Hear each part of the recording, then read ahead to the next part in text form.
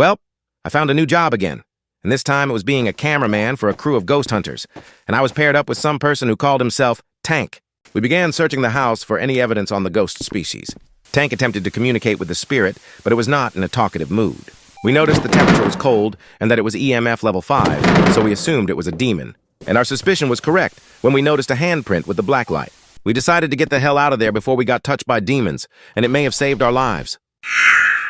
Me and Tank found another ghost hunting job, and this one was offering $67,000 if we completed all 4 tasks, so we knew we had to risk it for the biscuit and get that money. Although the house was creepy, there were no signs of ghosts yet, so we knew we had to run our tests. First, Tank began to talk with the spirit, but once again, it wasn't falling for the bait. So we placed a device down that would better help us identify the spirit. We then noticed something terrifying. The book had been written on by the ghost. I noticed the EMF reader would only go up when in the garage, while everywhere else in the house it was silent. I went in the garage for a second time to prove my theory that the ghost was in there, and I noticed something terrible. Right before my eyes, my friend Tank was slimed out by the ghost we were looking for.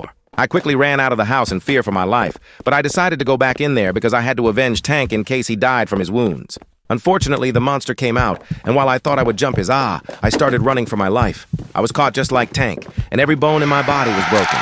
Luckily, we were both alive after a nice hospital visit. Subscribe for free, Pepsi?